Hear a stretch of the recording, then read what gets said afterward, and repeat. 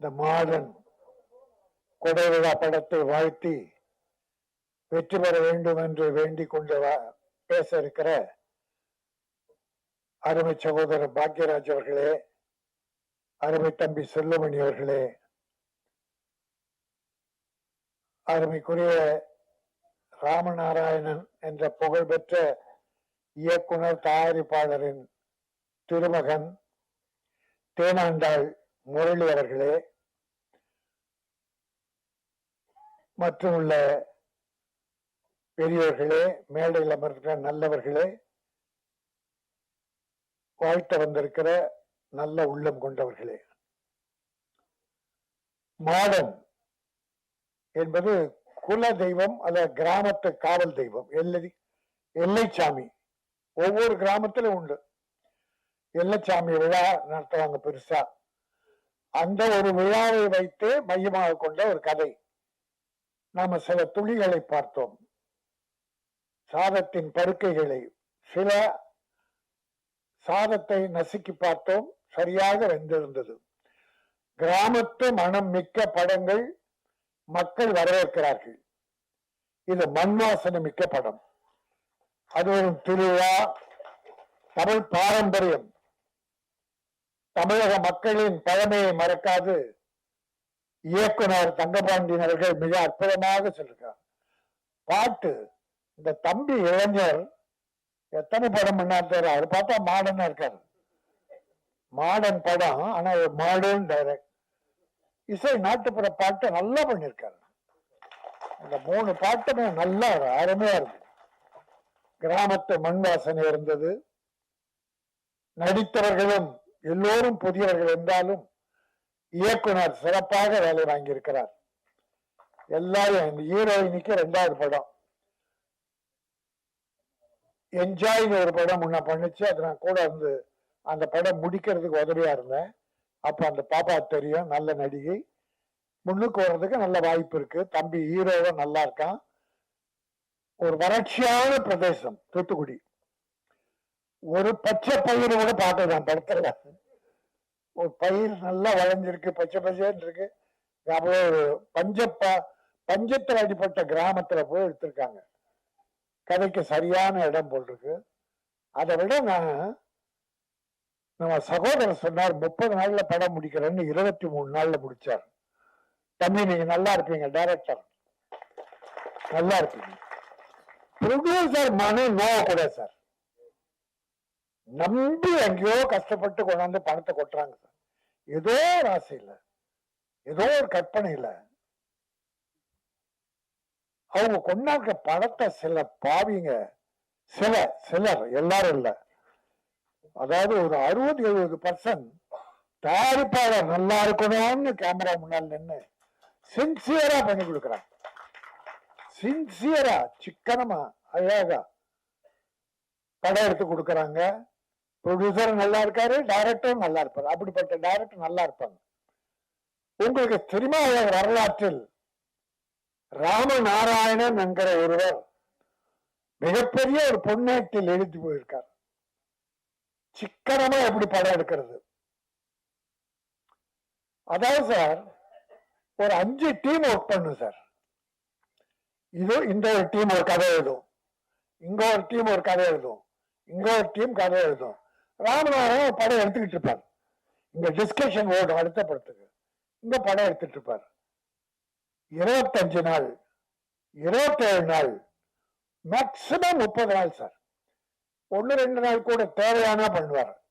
இதனால் கூட 30 நாளுக்குள்ள முடிச்சு அந்த படம் பூரா 70-80 படம் 100 நாள் ஓடி இருக்கு சார்.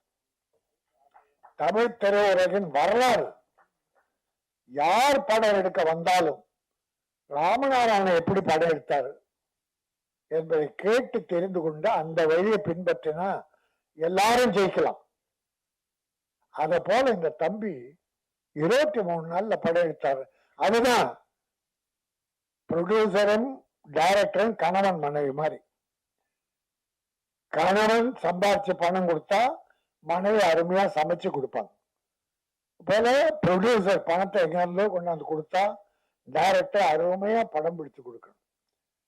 அதனால ப்ரொடியூசரும் பிழைக்கலாம், டைரக்டரும் நல்லா இருக்கலாம், நிறைய படம் வரும், அவரும் நல்லா இருக்கலாம், சினிமா நல்லா இருக்கும், தொழிலாளர்கள் நல்லா இருப்பாங்க.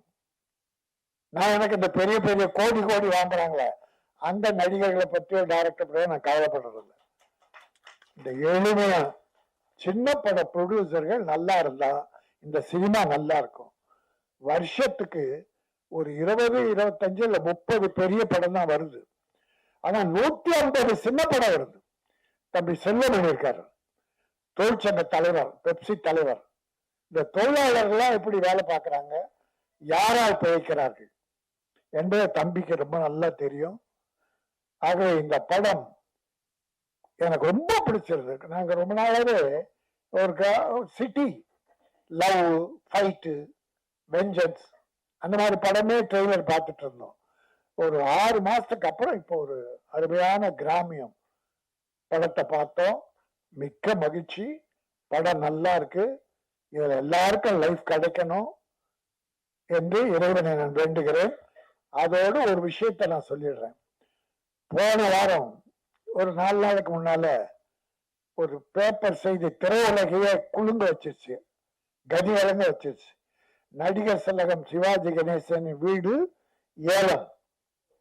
பத்திரிகை, டிவி பூரா கதறிச்சு. இந்த தமிழை, தமிழகத்தை, தமிழ் மக்களை நடிப்பின் மூலமாக உலகில் கொண்டு போய் சேர்த்தவன்.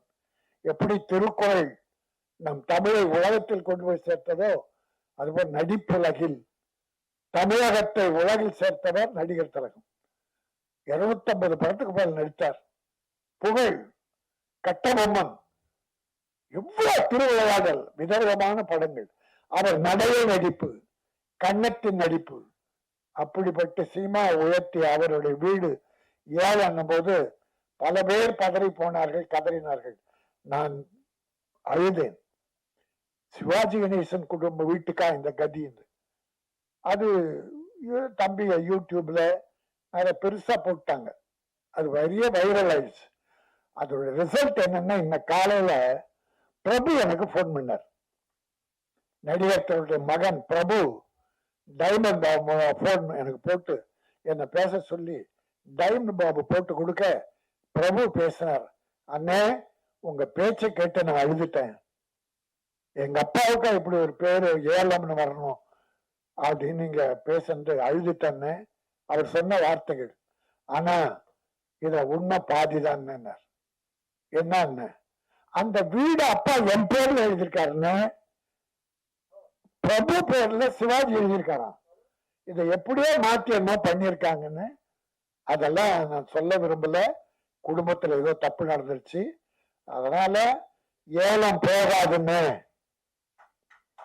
நடிகர் திலகத்தை நீங்கள் தான் வணங்குகிற நடிகர் திலகம் சிவாஜி கணேசன் வீடு ஏலம் போக விட மாட்டேன்னு, அது என் பேர்ல தான் இருக்கு என்ற ஒரு நல்ல செய்தியை காலில் சொன்ன உடனே என்ன ரொம்ப மகிழ்ச்சி இருந்தேன். அதே சினிமாவில் ரொம்ப நாளைக்கு அப்புறம் ஒரு பிரம்மாண்டமான ஒரு பூஜை இந்த காலையில என்னுடைய மைத்தனன் ஐசரி கணேஷ் மூக்குத்தி அம்மன் 2ன்னு ஒரு படத்துடைய பூஜைய அந்த பிரசாத் ஸ்டுடியோல, அதான் வரலாறு காண மிகப்பெரிய அளவுல ஏதோ செல்வமணி எல்லாரும் வந்திருந்தாங்க. அற்புதமா நடந்தது. திரையுலகம் மறுபடியும் மலர்ச்சி பெறுகிறது என்கிற ஒரு எண்ணத்தை எனக்கு ஏற்படுத்தியது. ஏன்னா அப்படிப்பட்ட விழாக்கள்லாம் நடந்த ரொம்ப காலம் ஆச்சு. எல்லா தயாரிப்பாளரும், எல்லா டைரக்டரும், எல்லா ப்ரொடியூசரும் வந்திருந்தாங்க. ரொம்ப காலம் ஆச்சு நாங்க பார்த்து. அதுல பெரும் மகிழ்ச்சியோடு காலையில இருந்திருக்கேன். அந்த மகிழ்ச்சியோடு இந்த படத்தை வாழ்த்துகிறேன். மாடர்ன் கோடை விழா ஒரு பெரும் மழை விழாவாக, மண் வாசனை மிக்கவராக, தமிழ் மக்களை மனதை கவருகிற, போட்ட பணத்தை திருப்பி கேப்டன் எடுக்கிற வெற்றி படமாக அமைய வேண்டும் என்ற வாழ்த்தை விடைபெறுகிறேன். நன்றி, வணக்கம். எங்கள் அழைப்பை ஏற்று வந்திருக்கும் இந்த சிறு முதலீட்டு படத்தை சப்போர்ட் பண்ண வந்திருக்கும் திரு பாக்யராஜ் சார் அவர்களே, திரு செல்வமணி சார் அவர்களே, கே ராஜன் சார் அவர்களே, மாஸ்டர் ஜாக்வார் தங்கம் அவர்களே, அப்புறம் எங்கள் தயாரிப்பு செயற்குழு உறுப்பினர்கள் அனைவருக்கும் என்னுடைய வணக்கத்தை தெரிவிச்சுக்கிறேன். இந்த மேடையில் இருக்கும் அனைத்து கலைஞர்களுக்கும் என்னுடைய வாழ்த்துக்களை தெரிவிச்சுக்கிறேன். மாடன் கோடை விழா. இது ஒரு சிறு முதலீட்டு படம். இது வந்து வந்து நான் என்ன திரு சூரிய அவர்கள் வந்து பார்க்க சொல்லி கேட்டுட்டு இருந்தாரு. நிறைய பேசிட்டு இருப்போம். அப்ப நம்ம ஒரு படம் தயாரிச்சுட்டு இருக்கனால வந்து இன்னைக்கு சூழ்நிலையில சிறு முதலீட்டு படங்களை ரிலீஸ் பண்றது வந்து என்ன என்ன மாதிரி சூழ்நிலை போகுதுன்னு கொஞ்சம் கேட்டு அறிஞ்சிருந்தேன். ரொம்ப ஒரு திரையரங்குல சிறு முதலீட்டு படங்களை ரிலீஸ் பண்றது வந்து ரொம்ப சிரமமான சூழ்நிலைகள் நிலவி கொண்டு இருந்தது. கோவிடுக்கு அப்புறம் ரொம்ப பிரச்சனையா இருந்தது. ஏன்னா கோவிடுக்கு அப்புறம் திரையரங்கு உரிமையாளர்கள் அவங்களுடைய தியேட்டர் மெயின்டெனன்ஸ்ல இருந்து எல்லாம் பண்றதுக்கு சிறு முதலீட்டு படங்களுக்கு பெரிய சப்போர்ட் இல்லாம இருந்தது. விநியோகஸ்தர்களும் படங்கள் வாங்குறது இல்லை.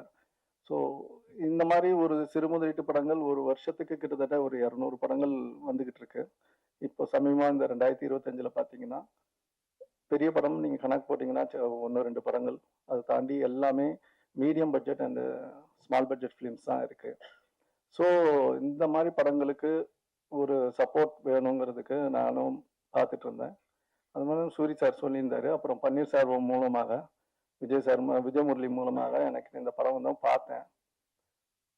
இது நம்ம கலாச்சாரத்தோட தமிழ் தென்னகத்துல இருக்கிற தமிழ் கலாச்சாரத்தை மையப்படுத்துது. ஏன்னா எல்லாருக்குமே வந்து குலதெய்வம்னு ஒன்று இருக்கு. இன்னைக்கு வந்து காலப்போக பார்க்கும்போதுனா நம்ம சாமியெல்லாம் கும்பிடுறோம், வேண்டுகிறோம், எல்லாம் பண்றோம். ஆனா குலதெய்வ வழிபாடுங்கிறது வந்து கண்டிப்பாக எல்லா இதுலயும் இருக்கு. ஏன்னா குலதெய்வத்தை கும்பிடாம நம்ம வந்து எந்த சாமியை கும்பிட்டாலும் சரி வராது. நம்ம முன்னோர்கள் எல்லாருக்குமே வந்து அந்த குலதெய்வம் நம்ம இன்னமும் ரொம்ப அந்த நம்பிக்கைகள் ரொம்ப ஸ்ட்ராங்கா சவுத்துல இருக்கு, இங்கேயுமே இருக்கு. இப்ப பாத்தீங்கன்னா எல்லா இடத்துலயுமே வந்து இந்த வழிபாடுகளோட முறைகள் வந்து அதிகப்படுத்திக்கிட்டே வருது. எங்க பார்த்தாலும் கோயில்ல கூட்டங்கள் இருக்கு.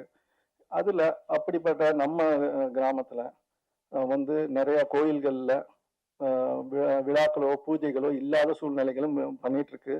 ஆனா இன்னைக்கு இந்த தமிழக அரசாங்கம் எல்லா கோயில்லையும் குடமுழக்குல இருந்து எல்லாமே நம்ம தமிழர்கள் முதல்வர் அவர்களால இது நிறைய நடந்துட்டு இருக்கு. ஸோ இந்த கதையும் ஒரு விழாவை நடத்தினா என்ன மாதிரி இருக்கும், ஒரு ஊரே நல்லா இருக்கும். ஏன்னா அந்த காவல் தெய்வம் தமிழ்மண்ணு சொன்ன மாதிரி ஹைகோர்ட் ஜட்ஜுன்னு எனக்கு அந்த அந்த அளவுக்கு இன்னும் விவரம் தெரியல. பட் எனக்கு தெரிஞ்ச விஷயத்துல பொறுத்த வரைக்கும் இந்த காவல் தெய்வங்கள் குலதெய்வங்களை நம்ம கும்பிட்டோம், நம்ம குடும்பம் நல்லா இருக்கும், ஒரு ஒரு ஊரே நல்லா இருக்கும். ஊரே நல்லா இருந்தால் நாடே நல்லா இருக்கும். ஸோ இந்த படம் அந்த கதையை வந்து மையப்படுத்தி சொல்லியிருக்காங்க. அதுல விறுவிறுப்பான விஷயங்கள் இன்னைக்கு சமுதாயத்துல நடக்கிற இந்த கோயில் நிலங்கள் பத்தி இதெல்லாமே வந்து டைரக்டர் அழகா சொல்லியிருக்காரு. அதனால அது பார்க்கும்போது ஒரு சின்ன முதலீட்டு படம் தானேன்னு நினைச்சாலும் நம்ம அந்த படம் பார்க்கும்போது நம்ம அந்த கதைக்குள்ள ஒன்றிடுறோம். அந்த அளவுக்கு ஒரு ஸ்கிரீன் பிளே நல்லா அமைச்சிருக்காரு டைரக்டர். சரி, நான் அதனால அதை வந்து ரிலீஸ் பண்றேன். நம்ம வந்து இப்போ ஒரு படம் ரிலீஸ் பண்ணோம், ரொம்ப நாள் கழிச்சு இந்த படத்தை வந்து தேனாண்டால் ஃபிலிம்ஸ் வந்து வெளியிடுது. அதே மாதிரி ஹீரோ கௌதம் சாரும் நல்லா பண்ணியிருக்காரு, ஹீரோயின் நல்லா பண்ணியிருக்காங்க. இதுல இருக்க அத்தனை கலைஞர்களும் அவங்களோட எஃபர்ட்ஸை வந்து கண்டிப்பா கொடுத்துருக்காங்க. ஏன்னா இந்த மாதிரி கலைஞர்களோட இப்போ மனோஜ்குமார் சார் சொன்னார், இந்த மாதிரி வரிகள் வந்து ரொம்ப வந்து குறைஞ்சு வேற மாதிரி வரிகள் எல்லாம் போயிடுச்சு இன்னைக்கு பாட்டுகள்ல. நம்மளுடைய விஷயங்கள்லாம் வந்து சொல்றதுக்கு இந்த மாதிரி நல்லா கண்டுபிடிக்க வெளியில தெரியாத நல்ல டேலண்ட்ஸ் எல்லாமே இங்க இருக்காங்க. ஸோ இவங்களுக்கு வந்து ஒரு முக்கியத்துவம் கொடுத்து ப்ராப்பரா ரிலீஸ் பண்ணணும். இந்த நேரத்துல திரையரங்கு உரிமையாளர்களுக்கும் சொல்றோம், ஒரு நல்ல படம் வந்திருக்கு, மக்கள் வந்து கண்டிப்பாக இதை பார்த்து வருவாங்க, நீங்க வந்து கொஞ்சம் சப்போர்ட் பண்ணணும்னு இந்த மேடை மூலமாக அவங்களுக்கு ஒரு கோரிக்கை வைக்கிறேன். இதுக்கப்புறம் வந்து 14th அன்னைக்கு ரிலீஸ் பண்றோம். ஸோ உங்களோட ஆதரவுகள் மீடியாக்கள் கண்டிப்பாக சப்போர்ட் பண்ணணும். ஏன்னா இந்த வருஷம் 2025 சொல்ல போனா வந்து நிறைய சின்ன படங்கள் வந்தது, நல்லபடியா போயிட்டு இருக்கு. இண்டஸ்ட்ரி வந்து பெட்டரா வந்திருக்கு. ஏன்னா இந்த வருஷங்கள்ல படங்கள் ஓடிக்கிட்டு இருக்கு. இது வரைக்கும் வந்து 3 மாசத்துல கிட்டத்தட்ட ஒரு 40-50 படங்கள் வந்துருச்சு.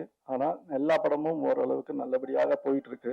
ஸோ நல்ல கண்டென்ட் கொடுத்தா மக்கள் வராங்க, தியேட்டருக்கு வந்து கொண்டு இருக்கிறார்கள். ஸோ இந்த மாதிரி படங்களுக்கு கண்டினியூவா மீடியாக்கள் எல்லாரும் சப்போர்ட் பண்ணுங்கன்னு கேட்டுக்கிறேன். நன்றி, வணக்கம். மாடன் கொடை விழா திரைப்படத்திற்கு இசை வெளியீட்டிற்கும் ட்ரைலர் வெளியீட்டிற்கும் வரவு தந்துள்ள எங்களுடைய மூத்த சகோதரர் திரு கே ராஜன் அவர்களுக்கும், எங்களுடைய இனிய நண்பர் திரு கே பாக்கியராஜ் அவர்களுக்கும், தமிழ் திரைப்பட தயாரிப்பாளர் சங்க தலைவர் திரு முரளி ராமசாமி அவர்களுக்கும், செயற்குழு உறுப்பினர்கள் அழகாந்தம் பன்னீர் மனோஜ்குமார் அவர்களுக்கும், கில்டு தலைவர் ஜாகுவார் தங்கத்துக்கும், மாடர்ன் கொடைவாவோட அனைத்து கலைஞர்களுக்கும், தொழில்நுட்ப கலைஞர்களுக்கும், பத்திரிகையாளருக்கும், ஊடகங்களுக்கும், நண்பர்களுக்கும் எல்லோருக்கும் என்னுடைய மாலை வணக்கம் அல்லது இரவு வணக்கம். இந்த படம் உண்மையிலே 3 விஷயத்தை எனக்கு இந்த மேடை எனக்கு நினைவுபடுத்துச்சு. முதல்ல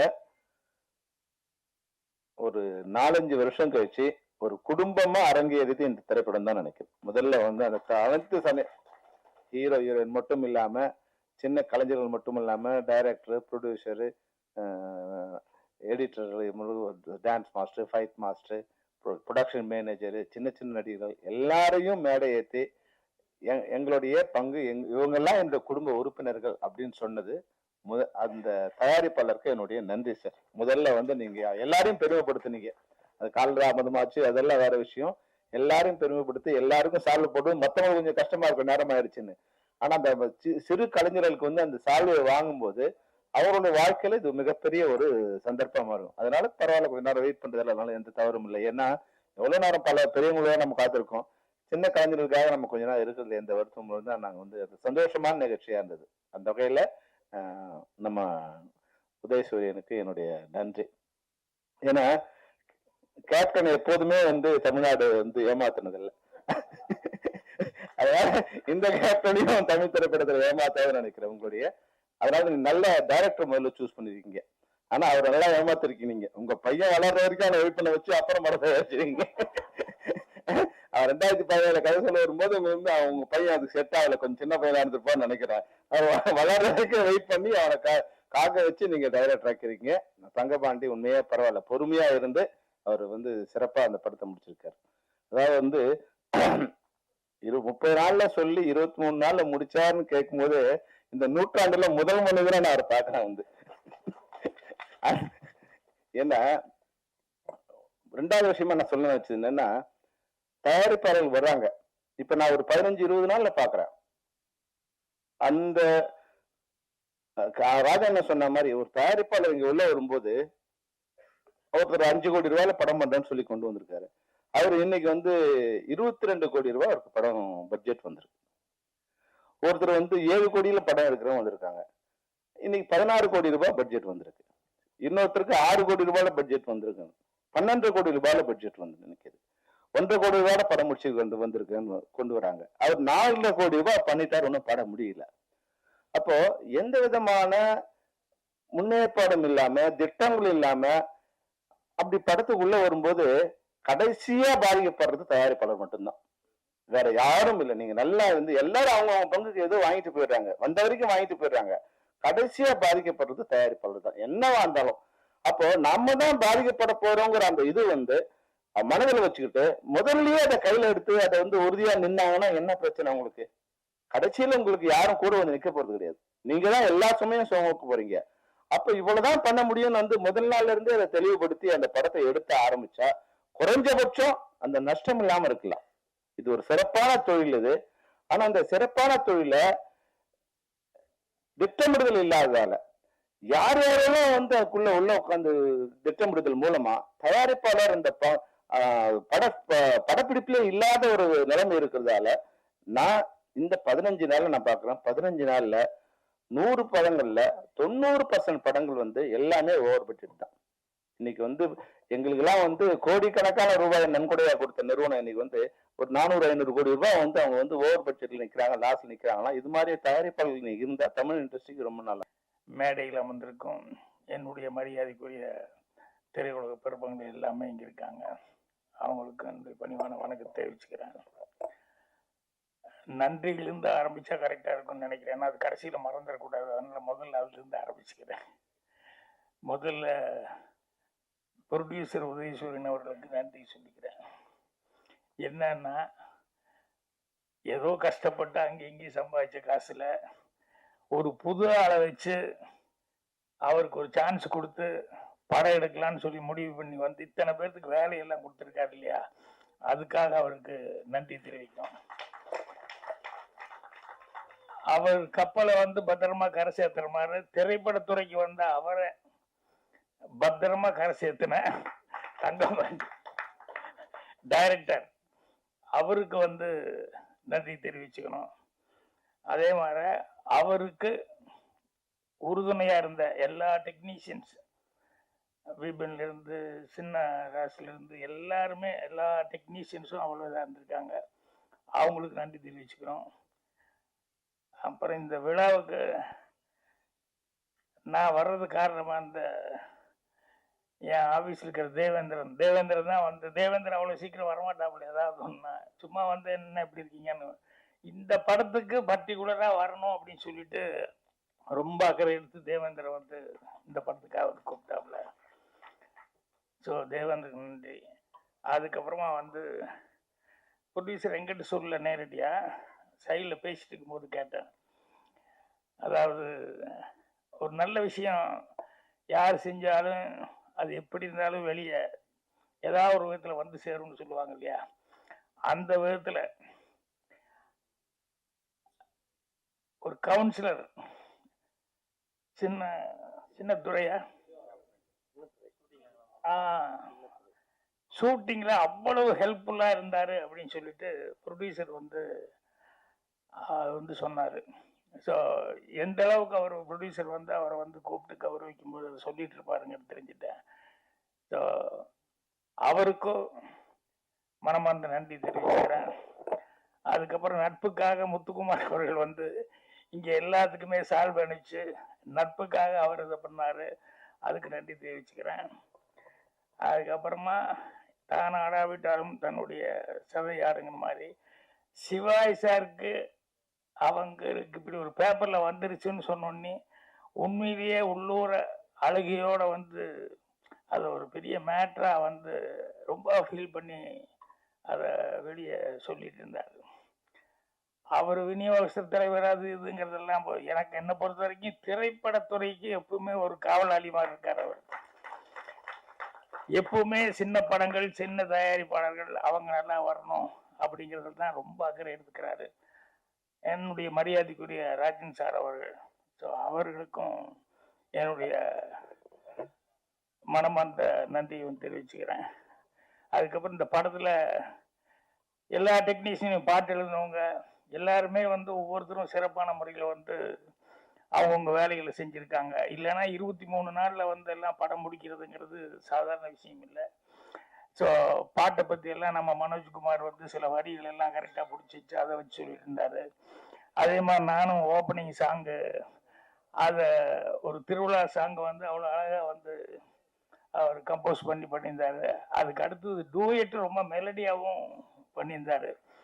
ஸோ அவரும் செல்வமணி அவருக்கு நல்லா பாராட்டி பேசினார், அனிருத்த மாதிரியே இருக்கிறீங்க, அனிருத்த மாதிரியே வரணும் அப்படின்னு சொல்லிட்டு. அப்புறம் ரொம்ப ரொம்ப அதாவது ஒருத்தர் பேசும்போது சொன்னார், மாடர்ன் காவல் தெய்வம் நாங்கள் வந்து ஏதோ கோர்ட் நீதிபதி தமிழன் மணி அவர்கள் பேசினார், அவர் வந்து கண்டிப்பாக இந்த படத்தை காப்பாற்றினாரு. என்னை பொறுத்த வரைக்கும் மாடர்ன் இப்போவே நேரில் வந்து இந்த படத்தை வெளியிடுறதுக்கு காப்பாற்றிருக்காரு, அதுதான் முரளி அவர்கள். ஸோ அது ரொம்ப முக்கியம். சின்ன படம் எடுக்கிறது அப்படிங்கிறது பிரச்சனை இல்லை. சின்ன படம் எடுக்கும்போது இந்த படத்தை வந்து அவர் பார்த்துட்டு நான் ரிலீஸ் பண்ணுறேன் அப்படின்னு சொல்லும்போது படத்தினுடைய தரமும் எனக்கு தெரிந்தது. அதே நேரத்தில் வந்து சின்ன படத்தை ரிலீஸ் பண்ணுறதுக்கு நம்ம அவ்வளோ உதவி பண்ணணும் அப்படிங்கிறது அவருடைய அக்கறை எனக்கு புரிஞ்சது. அவரை இவருக்கு இன்ட்ரடியூஸ் பண்ணவர் பன்னீர் அவர்கள், அவருக்கும் என்னுடைய மனமார்ந்த நன்றியை வந்து தெரிவிச்சுக்கிறேன். ஸோ இந்த படத்தில் வந்து இவ்வளவு பேர் உழைப்பு அந்த 23 நாளில் வந்து படத்தை நல்லபடியாக முடிச்சிருக்காங்க அப்படிங்கும்போது ரொம்ப ரொம்ப சந்தோஷமா இருக்கு. உண்மையிலேயே இந்த படத்தினுடைய உழைப்பு 23 நாளில் இவர் முடிச்சது மட்டும் இல்லாமல் அவர் பார்த்துட்டு முரளி அவர்கள் வந்து படம் எனக்கு பிடிச்சிருக்கு, கண்டிப்பாக நான் ரிலீஸ் பண்ணுறேன் அப்படின்னு சொல்லி இப்போ வர்ற 14க்கே ரிலீஸுக்கு எல்லாமே ஏற்பாடு பண்ணியிருக்காருங்க போது படம் கண்டிப்பாக வெற்றி அடையும். இதில் வேலை செஞ்சவங்க எல்லாத்துக்குமே வந்து ஒரு நல்ல எதிர்காலம் இருக்கணும் அப்படின்னு சொல்லி இது பண்ணிக்கிறேன். கோகுல் அவர்கள் வந்து ஏதோ பேசுவார்னு நினச்சிக்கிட்டு இருந்தேன், சைலண்டாக வந்து 2 வார்த்தையோட ஒரு ஹீரோ ஏதாவது பேசுவார்னு பார்த்தா ஒரு அப்பா இருக்கிற பயமா என்ன காரணத்துனாலும் தெரியல, ரொம்ப ரொம்ப சுருக்கமா வந்து படத்துலயாவது பேசுறதுக்கு ஏதாவது வாய்ப்பு இருக்குன்னு பார்த்தா அதுலயும் இது பண்ண. ஆனா அந்த பொண்ணு கூடவே இருந்து சிரிச்சு சிரிச்சு காப்பாத்திருச்சு பாட்டுல எல்லாம். அவரு சிரிக்க வேண்டியதெல்லாம் சேர்த்து இந்த பொண்ணு அழகா சிரிச்சு. அதான் அவர் சொன்னாரு, என்ஜாய்ங்கிற ஒரு படத்துல முன்னாலேயே பண்ணிருக்கு அப்படின்னு சொல்லி சொன்னாரு. உண்மையிலேயே ஒரு சிரிப்பு நல்லா என்ஜாய் பண்ற அளவுக்கு இருக்குமா, ரொம்ப சந்தோஷம். இன்னொருத்தர் வந்து அவங்களும் புதுசா நடிச்சிருக்காங்க, நீதாம்மா, அவங்கள பத்தியும் செல்வமணி மறக்காம குறிப்பிட்டாரு. அவங்களும் டான்ஸ் ஆடி இருக்காங்க அப்படின்னு சொல்லி சொன்னாரு. ஸோ எல்லாருமே இந்த படத்துல வந்து ஒவ்வொருத்தரும் எல்லாருமே கஷ்டப்பட்டு வேலை பார்த்துருக்காங்க. ஸோ அதனால கண்டிப்பா படம் நல்லபடியா சக்சஸ் ஆகும். அதுக்கு வந்து பத்திரிகை நண்பர்கள், ஊடக நண்பர்கள் வந்து கண்டிப்பா இது பண்ணுவாங்க. என்னை பொறுத்த வரைக்கும் இப்ப நிறைய சின்ன படங்கள் அது இது எல்லாமே பார்த்துருந்தோம். சிறு தயாரிப்பார், சிறு முதலீடு அப்படி இப்படின்னு. நான் ஒரு கிளாஸ் எடுக்கிறதுக்காக போயிருந்தேன். அந்த கிளாஸ் எடுக்க போனப்போ இந்த பசங்க எல்லாம் உட்காந்துருந்தாங்க. அவங்க கிட்ட சொன்னேன், எப்பா லிவிங்ஸ்டன் அண்ணன், பாண்டியராஜன் தம்பி, 2 பேருக்கு மிலிட்டரிக்கார ஒரு அப்பா. இந்த பாண்டியராஜன் வந்து ஒரு பொண்ணை லவ் பண்ணிட்டு இருக்கான். ஆனா அவங்க அண்ணன் லிவிங்ஸ்டனுக்கு பொண்ணு பார்த்து நிச்சயம் பண்ண போகும்போது இவன் போகாம விட்டான். ஆனா இவன் யார லவ் பண்ணான்னா அதைத்தான் லிவிங்ஸ்டனுக்கு அண்ணங்காரனுக்கு வந்து ஃபிக்ஸ் பண்ணிட்டாங்க அப்படின்னா. அடுத்த நாள் பாண்டியராஜன் தெரிஞ்சு நீ பதறி போயிட்டான். அந்த பொண்ணு வேற திட்டுறா, நான் வந்து போலீஸ்காரன் பொண்ணுன்னா பையன் நீ தான் நினைச்சேன், உங்களுக்கு ஒரு அண்ணன் இருக்கான்னு எனக்கு தெரியாம போச்சே, போய் ஏதாவது பண்ணு அப்படின்னா. அவன் லிவிங்ஸ்டன் வந்து கேட்குறான், என்ன என்ன என்ன நேற்று நீ போய் பொண்ணு பாட்டு அழகா இருக்கு, அம்சமா இருந்தது, என்ன அழகு அம்சம் ஓகே, அது அந்த பொண்ணு அதான்டா உன் அண்ணி. இல்லைண்ணா நான் வந்து நீ அதான்டா அண்ணி, உனக்கு அண்ணி நம்ம வீட்டுக்கு தானே வரப்போகுது அப்படின்னு. இல்லைண்ணா நான் வந்து அந்த பொண்ணை இல்லை நான் லவ் பண்ணிட்டேன், மறந்துரு. என்னென்ன இப்படி ஆமாண்டா ஆமாண்டு நேற்று வரைக்கும் இருந்தேன்னு மறந்துரு, இப்பதான் நான் ஃபிக்ஸ் பண்ணிட்டு வந்தாச்சுல்ல அண்ணி அண்ணி. இல்லைண்ணா நாங்கள் ரொம்ப உயிருக்கு உயிரா லவ் பண்ணோம், ப்ளீஸ். அப்பா கூப்பிட்டு போனாரு, அப்பா வார்த்தையும் நம்ம கதை சொல் மிக்க மந்திரம் இல்லை. அப்பா கூப்பிட்டு போனாரு, மாத்துறானாரு, மாத்திட்டு ஒத்துக்கிட்டேன். நான் நீ மறந்துட்டு வேற வழியே இல்லை. இல்லைண்ணா இல்லை சாரி சாரி என்ன. இப்படி அவன் என்ன சொன்னாலும் லிவிங்ஸ்டன் வந்து இப்படியே சொல்லிட்டு இருந்தான். பாண்டியராஜனுக்கு பாவம் என்ன பண்றதுன்னே தெரியல, அவன் திருத்துன்னு முழிச்சான் அப்படின்னு சொல்லும்போது கிளாஸ்ல ஒரு பையன் இருந்துச்சான். சார் பாண்டியராஜ் இப்படி சொன்னா எப்படி இருக்கும்? எப்படின்னா, அண்ணே நான் இவ்வளவு சொல்லிட்டேன், ஆனா நீ முடியாது, கல்யாணம் முடிச்சு தான் தருவேன். கல்யாணம் முடிச்சா இந்த வீட்டுக்கு தானே வரணும், வரட்டுனே, அப்புறம் நீ பாருண்ணே அப்படின்னா. எனக்கு ஒரே ஷாக்கு. இந்த டயலாக் அப்படி லிவிங்ஸ்டன் இது வரைக்கும் இவ்வளவு தெனாவட்டா பேசினா, என்ன சொன்ன, இல்ல இந்த வீட்டுக்கு தானே வரட்டும் அப்புறம் பாரு அப்படின்னா. அதுக்கப்புறம் அவன் அப்படியே யோசிக்க ஆரம்பிச்சிட்டான்னு. இப்ப நான் என்னன்னா, இத வந்து இது எனக்கு தோணவே இல்லை. இவன் கேட்கறான்னு சொல்லிட்டு இருந்தேன்.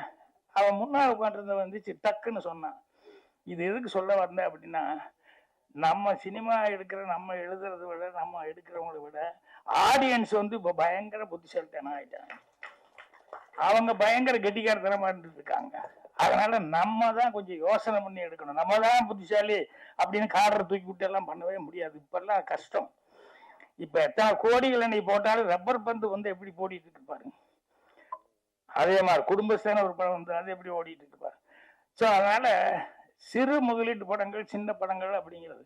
ஸோ கோடிகள் இது பண்றதுங்கிறது அல்ல. இன்னைக்கு வரைக்கும் சினிமாவில் நீங்க பார்த்துட்டீங்கன்னு சொன்னா, எனக்கு தெரிஞ்சு கல்யாண பரிசுன்னு ஒரு படம், அதுல வந்து சரோஜி தேவியும் ஜெமினி கணேசனும் அவ்வளவு உயிருக்கு உயிரா லவ் பண்ணுவாங்க. அவ்வளவு உயிருக்கு உயிரா லவ் பண்ணும்போது திடீர்னு அவளுக்கு அக்கா இருக்கா விஜயகுமாரி, சரோஜி தேவிக்கு. அவங்க அம்மா ஸ்தானத்துல இருந்து அவங்கள வளர்த்துனவங்க.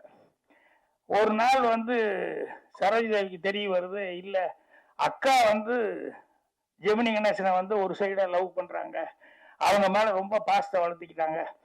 இவருக்காக, இந்த சரோஜி தேவிக்காக அவன் பேசின டைலாக் பூரா தனக்கு பேசுனதா நினைச்சு டெவலப் ஆயிட்டு கடைசியில இவங்ககிட்ட வந்து சரோஜ் தேவிகிட்ட வந்து எனக்கு அவர் ரொம்ப பிடிச்சிருக்கு, என்ன அவரை நான் மனசார விரும்புகிறேன் அப்படின்னு சரோஜி தேவி ஷாக்கு. அம்மா ஸ்தானத்துலேருந்து என்னை வந்து வளர்த்துனவங்க அப்படின்னு ஜெமினி கணேஷ்கிட்ட போய் கொஞ்சம் பேசணும். என்னென்ன நீங்கள் தயவுசெய்து எங்கள் அக்காவை கல்யாணம் பண்ணிக்கணும். ஏய் விளையாடு ரெடி, நான் நீ ஒரு நாளை இவ்வளோ லவ் பண்ணிட்டு இருக்க, எங்கெல்லாம் சுற்றி எப்படியெல்லாம் ஜாலியாக இருந்தோம், திடீர்னு போய் அக்காவை கல்யாணம் பண்ணிக்கோன்னு சொல்ல விளையாடு ரெடின்னு. இல்லை இல்லைங்க, நீங்கள் அம்மா ஸ்தானத்துலேருந்து என்னை வளர்த்துனவங்க, அதனால் அவளை தான் நீ கல்யாணம் பண்ணி ஆகணும் அப்படின்னு அவர் ஒன்று. ஸோ எவ்வளோ சிக்கலான ஒரு சமாச்சாரம், இது எப்படி சமாதானப்படுத்த முடியும் ஜெமினியை? அதே மாதிரி சித்தின்னு ஒரு படம், அதில் பத்மினி ஜெமினியும் வந்து ரொம்ப சின்சியராக லவ் பண்ணிட்டு இருந்தாங்க.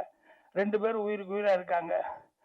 திடீர்னு வந்து பத்மினிக்கு ஒரு சிக்கல், அவங்க வந்து ஒரு 3-4 குழந்தையோடு இருக்க எம்ஆர் ராதா, அந்த வீட்டில் அந்த எம்ஆர் ராதாவை கல்யாணம் பண்ணிட்டா இவங்க வீட்டில் இருக்கிற தம்பி தங்கச்சி இவங்க கடன் பிரச்சனை அது இது மொத்தமாக எல்லாமே சால்வ் ஆகும்.